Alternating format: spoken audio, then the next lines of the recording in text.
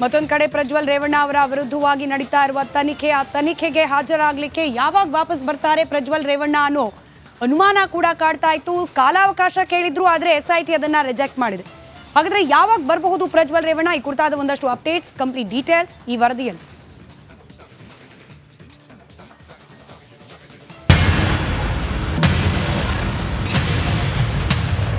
ಒಂದು ವೇಳೆ ಅವರು ಬರದೇ ಹೋದ್ರೆ ಕಾನೂನು ಪ್ರಕಾರ ಅರೆಸ್ಟ್ ಮಾಡಬೇಕಾಗ್ತದೆ.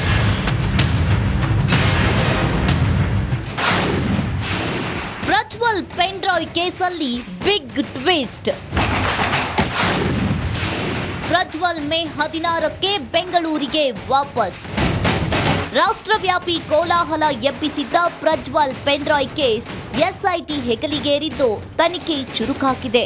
ಇದೀಗ ಪೆನ್ ಡ್ರೈವ್ ಕೇಸ್ನಲ್ಲಿ ದೊಡ್ಡ ಟ್ವಿಸ್ಟ್ ಸಿಕ್ಕಿದ್ದು ಪ್ರಜ್ವಲ್ ವಾಪಸ್ಸಾಗುವ ದಿನಾಂಕ ಬದಲಾಗಿದೆ.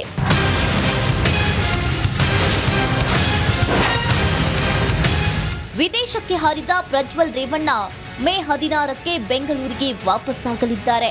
ಪ್ರಜ್ವಲ್ ರಿಟರ್ನ್ ಟಿಕೆಟ್ ಪ್ರತಿ ರಿಪಬ್ಲಿಕ್ ಕನ್ನಡಕ್ಕೆ ಲಭ್ಯವಾಗಿದೆ. ಜರ್ಮನಿಯ ಮ್ಯೂನಿಚ್ನಿಂದ ರಿಟರ್ನ್ ಟಿಕೆಟ್ ಮಾಡಲಾಗಿದೆ. ಮೇ 15ರಂದು ಮಧ್ಯಾಹ್ನ 12:05ಕ್ಕೆ ಹೊರಡುವ ಲುಫ್ತಾನ್ಸಾ ವಿಮಾನದಿಂದ ಆಗಮಿಸಲಿದ್ದು ರಾತ್ರಿ 12:30ಕ್ಕೆ ಬೆಂಗಳೂರಿಗೆ ತಲುಪಲಿದ್ದಾರೆ.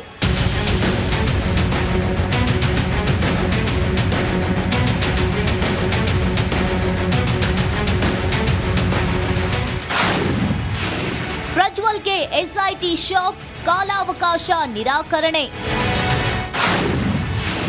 ಪ್ರಜ್ವಲ್ ರೇವಣ್ಣ ವಿರುದ್ಧ ಲುಕ್ಔಟ್ ನೋಟಿಸ್.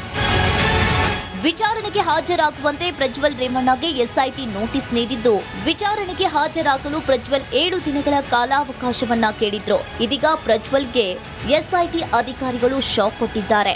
ಪ್ರಜ್ವಲ್ಗೆ ಕಾಲಾವಕಾಶ ನೀಡಲು ತನಿಖಾ ಅಧಿಕಾರಿಗಳು ನಿರಾಕರಿಸಿದ್ದಾರೆ. ಇಂದು 2ನೇ ನೋಟಿಸ್ ನೀಡುವ ಸಾಧ್ಯತೆ ಇದೆ.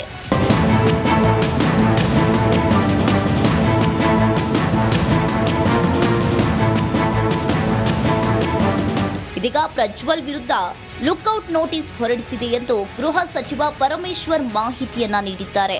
ರೇವಣ್ಣ ವಿಚಾರಣೆಗೆ ಹಾಜರಾಗದಿದ್ರೆ ಬಂಧನ ಖಂಡಿತ ಎಂದು ಎಚ್ಚರಿಕೆಯನ್ನ ನೀಡಿದ್ದಾರೆ.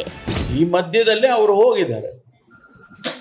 ಕಂಪ್ಲೇಂಟ್ ಒಂದು ವೇಳೆ ಬಂದ್ಬಿಟ್ಟಿದ್ರೆ, ಇವ್ರು ಹೋಗಕ್ಕೆ ಮುಂಚೆ ಮೊದಲೇ ಬಂದಿದ್ದಿದ್ರೆ ಡೆಫಿನೆಟ್ಲಿ ಇಮಿಡಿಯೇಟ್ ಆಗಿ ನಾವು ಲುಕ್ಔಟ್ ನೋಟಿಸ್ ಹಾಕ್ತಾ ಇತ್ತು, ಅವ್ರನ್ನ ಎಲ್ಲಿ ಹೊರಗಡೆ ಹೋಗಕ್ಕೆ ಬಿಡ್ತಾ ಇರ್ತೀವಿ. ಸನ್ಮಾನ್ಯ ರೇವಣ್ಣ ಅವರು ಬರಬೇಕಾಗಿತ್ತು. ಅವರು ಇವತ್ತು ಬರ್ತೇವೆ ಅಂತ ಹೇಳಿ ಅಧಿಕಾರಿಗಳಿಗೆ ತಿಳಿಸಿದ್ದಾರೆ. ಬಹುಶಃ ಇವತ್ತು ಬರ್ತಾರೆ ಅಂತ ಅಂದ್ಕೊಳ್ತೀನಿ ನಾನು. ಒಂದು ವೇಳೆ ಅವ್ರನ್ನ ಬರದೇ ಹೋದರೆ ಅವರನ್ನು ಕಾನೂನು ಪ್ರಕಾರ ಅರೆಸ್ಟ್ ಮಾಡಬೇಕಾಗ್ತದೆ. ಪೊಲೀಸ್ ಇಲಾಖೆ ಆ ಕೆಲಸವನ್ನು ಮಾಡ್ತಾರೆ. SIT ಅಧಿಕಾರಿಗಳು ಪ್ರಜ್ವಲ್ ರೇವಣ್ಣ ಪೆನ್ ಡ್ರೈವ್ ಜಾಲವನ್ನ ಬೆನ್ನು ಹತ್ತಿದ್ದಾರೆ. ಪ್ರಜ್ವಲ್ ಮುಂದಿನ ನಡೆ ಏನು ಅನ್ನೋದು ತೀವ್ರ ಕುತೂಹಲವನ್ನ ಕೆರಳಿಸಿದೆ. Bureau report, republic Kannada. Prajwal Revanna pen drive ಪ್ರಕರಣದ ಮಹತ್ವದ ಬೆಳವಣಿಗೆ ಇದ್ದು, ಈಗ ಮತ್ತೊಬ್ಬ ಸಂತ್ರಸ್ತೆಯ ದೂರು ಕೊಟ್ಟಿದ್ದಾರೆ. ಈಗ ಸ್ವತಃ ಡಾಕ್ಟರ್ ಜಿ ಪರಮೇಶ್ವರ್ ಗೃಹ ಸಚಿವರು ಇವರು ಹೇಳಿಕೆಯನ್ನು ಕೊಟ್ಟಿದ್ದಾರೆ. ಪ್ರಜ್ವಲ್ ವಿರುದ್ಧ ದಾಖಲಾಯಿತು ಮತ್ತೊಂದು ದೂರು. ಮತ್ತೊಬ್ಬ ಸಂತ್ರಸ್ತೆಯಿಂದ ದೂರು ದಾಖಲಾಗಿದೆ. ಕಲಬುರಗಿಯಲ್ಲಿ ಗೃಹ ಸಚಿವ ಡಾಕ್ಟರ್ ಜಿ ಪರಮೇಶ್ವರ್ ಹೇಳಿಕೆ ಇದು. ನಿನ್ನೆ ಮತ್ತೊಬ್ಬ ಸಂತ್ರಸ್ತೆ ದೂರು ನೀಡಿದ್ದಾರೆ. 2ನೇ ಸಂತ್ರಸ್ತೆಯ ದೂರು ದಾಖಲು ಮಾಡಿಕೊಂಡಿದ್ದೇವೆ. ಸಂತ್ರಸ್ತೆ ಮಹಿಳೆಯರಿಗೆ ಬಿಗಿ ಭದ್ರತೆಯನ್ನು ನಾವು ಕೊಡ್ತೀವಿ. ಗೃಹ ಸಚಿವ ಡಾಕ್ಟರ್ ಜಿ ಪರಮೇಶ್ವರ್ ಹೇಳಿರುವಂಥದ್ದು. ಹಾಗಾದ್ರೆ ಏನು ಹೇಳಿದ್ದಾರೆ ಬನ್ನಿ ಕೇಳೋಣ. ಯಾರು ಮಹಿಳೆ, ಸಂತ್ರಸ್ತ ಮಹಿಳೆ, ಅವರ ಸ್ಟೇಟ್ಮೆಂಟ್ಗಳನ್ನೆಲ್ಲ ರೆಕಾರ್ಡ್ ಮಾಡಿದ್ದಾರೆ. ನಿನ್ನೆ ದಿವಸ ಮತ್ತೋರ್ವ ಮಹಿಳೆ ಕಂಪ್ಲೇಂಟ್ಸನ್ನು ಕೊಟ್ಟಿದ್ದಾರೆ. ಅವರ ವಿಚಾರಗಳನ್ನು ನಾನು ಪ್ರಸ್ತಾಪ ಮಾಡೋದಿಲ್ಲ. ಇನ್ನೊಬ್ಬ ಮಹಿಳೆ ಕೊಟ್ಟಿದ್ದಾರೆ ಅಷ್ಟೇ ಹೇಳ್ತೇನೆ. ಈ ಕಂಪ್ಲೇಂಟ್ ಬಂದಿರೋದು 2ನೇ ಕಂಪ್ಲೇಂಟ್ ಬಂದಿದೆ. ನಾವು ಯಾರು ಮಹಿಳೆಯರು ಇದರಲ್ಲಿ ಭಾಗಿಗಳಾಗಿದ್ದಾರೆ ಅನ್ನುವಂಥ